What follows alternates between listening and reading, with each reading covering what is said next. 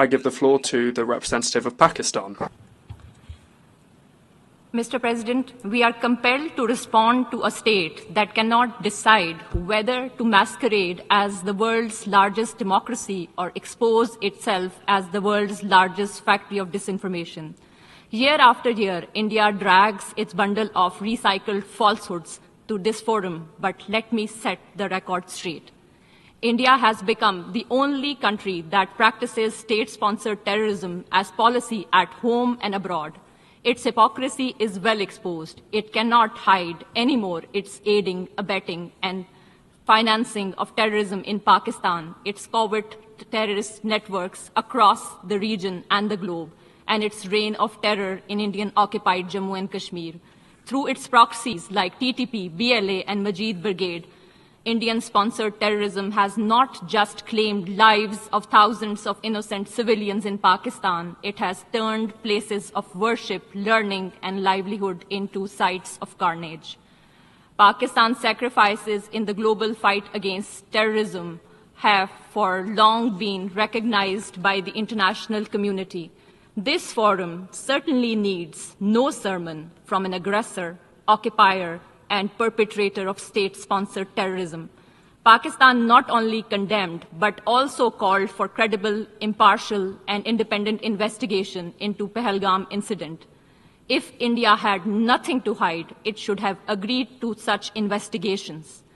After the incident, despite calls for restraint, dialogue, and diplomacy by the international community, India escalated the situation and committed unwarranted aggression against Pakistan from 7 to 10 May 2025, killing innocent men, women, and children.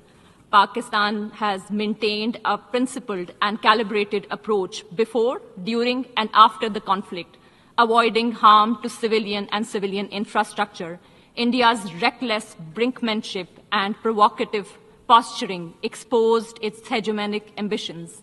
When its adventurism collapsed into defeat, it resorted to excuses, but the truth could not be concealed. The bubble of hubris has been burst, the myths of military might shattered, and the irrefutable evidence of Indian losses has been provided and well documented by the international community. India's holding in abeyance of the Indus Waters Treaty has unmasked it as a blatant violator of international law. By weaponizing water, which is a lifeline for 240 million people of Pakistan, it has demonstrated that it is a state that threatens regional peace, denies millions right to water, and breaches the sanctity of a humanitarian treaty. Mr. President, persecution of minorities has become state policy of RSS-BJP dispensation. Muslims are lynched for their faith, Christians assaulted for their worship, Sikhs for their identity, and Dalits dehumanized for their caste. The world has not forgotten Gujarat, where thousands of Muslims were butchered under the state patronage. Delhi, when mobs rampaged while police looked away.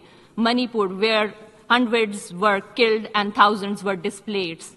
India's record is written not only in blood, but also in words. Hateful rhetoric from the highest leadership, open calls for genocide, and appliant media feeding bigotry. In incredibly intolerant India, Islamophobia today is institutionalized in law, normalized in politics, and glorified in the media. Beyond its borders, India bullies neighbors, blocks regional cooperation, exports violence abroad through extrajudicial assassinations, and funds proxies to destabilize the region. This is the face of new India. Islamophobia at home, aggression abroad, with Hindutva ideology at its core. Mr. President, while denial and distortions are India's chosen weapons, no fabrication can alter a simple truth. Jammu and Kashmir is not and has never been an integral part of India.